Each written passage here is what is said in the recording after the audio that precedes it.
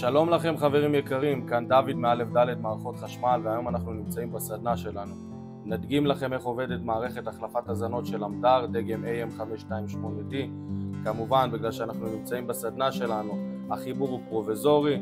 נציג, נסביר, בואו נראה ונצלול לתוך הלוח. הסבר יבש ונעשה הפעלה. יש לנו מנורות סימון, צד חברת חשמל לשלושת הפאזות, צד גנרטור. ככה נראה הפאנל פיקוד של מערכת החלפת הזנות של אמדר. יש לנו בורר, 4 לחצנים. בבורר אנחנו רואים שיש לנו מצב אוטומט, ידני וקבוי. במצב אוטומט המערכת יודעת לעשות את כל הפעולות לבד. במצב ידני אנחנו נצטרך להפעיל כל צד הזנה שאנחנו נרצה, הזנה 1 או הזנה 2. בדרך כלל המערכת תיתן עדיפות להזנה צד 1, שזה בעצם חברת חשמל, והזנת צד 2 גנרטור. יש לנו פטריית חירום שבעזרתה אנחנו נלחץ ונבצע ניתוק של הלחצנים לפי דרישת לקוח. אז קדימה, בואו נראה איך הלוח הזה נראה מבפנים. כך נראה הלוח שלנו במצב תקין.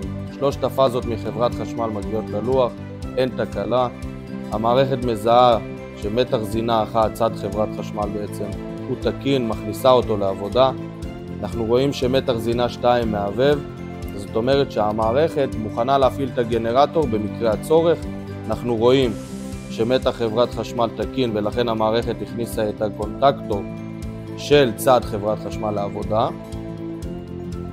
אנחנו מזהים שפה הזרם שלנו מגיע מהצד הזה מזינה 1 ויורד לצרכן שבעצם מזין את הלוח. הבקר מזהה את הלוח כצרכן. הלוח מזהה את המנורה שאנחנו תכף נציג בפנים כצרכן. אנחנו נדמה איזשהו צרכן שנמצא בבית או במפעל. בואו ניכנס לתוך הלוח. ככה נראה הלוח שלנו בפנים. כמו שנאמר בהתחלה, ביצענו חיבור פרוביזורי לצד חברת חשמל, צד גנרטור. בלוח יש לנו את המפסק זרם הראשי, הגנת מנוע וקונטקטור של צד חברת חשמל, סט 1, סט שני, קונטקטור הגנת מנוע ומפסק לצד גנרטור. אנחנו עוברים לפה, יש לנו פה ראשי ופחת של שדה לצרכנים, ממשק התראה או 2 ערוצים שמתחברים לפטריית חירום שיש לנו על הדלת. סלילי ההפסקה נמצאים בצד הזה במפסקים. ברגע שלוחצים על הפטריה מבצעים ניתוק, נדגים את זה גם כן בהמשך.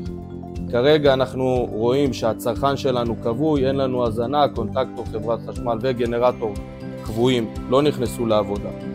מה שנעשה בעצם, אנחנו נדמה כרגע את הזנת צד חברת חשמל. המערכת כבר מזהה שיש לנו מתח תקין בצד חברת חשמל, היא תדע להכניס לנו את הקונטקטור לעבודה והנורה תדלוק לנו. כרגע מה שאנחנו רואים שהמערכת זיהתה צד חברת חשמל תקין, הכניסה אותו לעבודה. אם תשימו לב, הקונטקטור הזה של צד חברת חשמל כרגע דרוך והוא נמצא בפנים. ככה שקונטקטור חברת חשמל בעבודה. מה שאנחנו נעשה עכשיו, אנחנו נדמה הפסקת חשמל. אנחנו רואים שעכשיו יש לנו נקישות, המערכת מזהה שיש לנו בעיה עם צד זינה 1, צד חברת חשמל. היא תכניס לנו את הגנרטור לעבודה דרך המעתקים שיש לנו פה. וכרגע היא הכניסה את קונטקטור CG של צד גנרטור לעבודה. ואנחנו רואים את הצרכן שב לפעול שוב פעם. אנחנו נראה איך זה עובד על הדלת.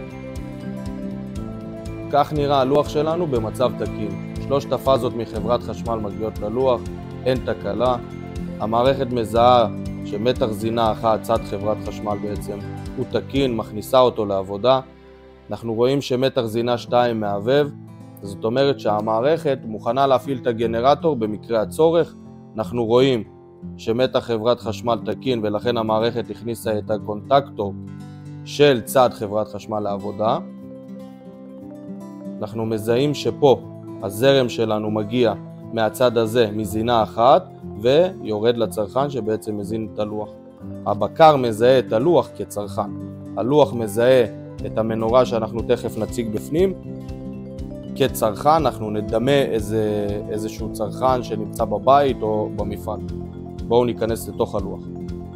כמו שנאמר לפני כן, במפסקים הראשיים יש לנו סלילי הפסקה. הם נמצאים בצד שמאל של המפסק, בחלק הפנימי שלו. עשינו את החיווט והוצאנו לממשק ההתראות שנמצא כאן. לאחר מכן הפיקוד עובר לפטריה על הדלת, וברגע לחיצה אנחנו נראה את המפסקים נופלים.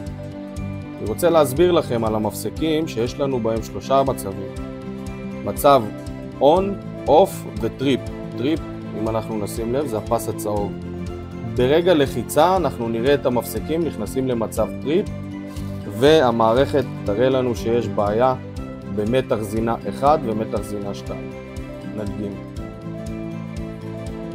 לפני הדגמת ניתוק הלחצנים בעזרת פטריית החירום שנמצאת בדלת, רציתי להסביר לכם משהו קטן וחשוב. המערכת יודעת לזהות מתי מתח זינה 1 חוזר.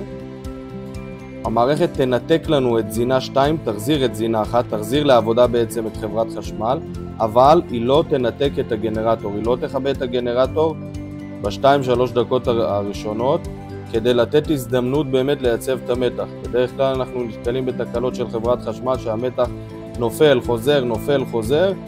פה יש לנו טיימרים שאנחנו יכולים לכוון אותם, ולתת לגנרטור לעבוד עוד מספר דקות, כדי להימנע מהנפילות מתח האלה. אז כרגע אנחנו רואים שמתח חברת חשמל וגנרטור תקיניים מגיעים ללוח. המערכת כמובן תיתן עדיפות, כמו שהוסבר בהתחלה, לזינה 1 לצד חברת חשמל. לכן אנחנו רואים גם את הנורה דולקת, וגם פה הנורה דולקת, ומתח זינה 2, קבוי, אך הוא תקין. כרגע נראה הדגמה של כניסה למצב טריפ של המפסקים הראשיים צד חברת חשמל וצד גנרטור. כמו שהסברתי לכם, הפס הצהוב מראה לנו שהמפסק במצב טריפ. הנורה עדיין משמשת לנו כצרכן, אז יש לנו לחיצה על פטריית חירום בדלת בעוד 3, 2, 1. אנחנו רואים שהמפסקים נכנסו למצב טריפ, גם חברת חשמל, גם גנרטור.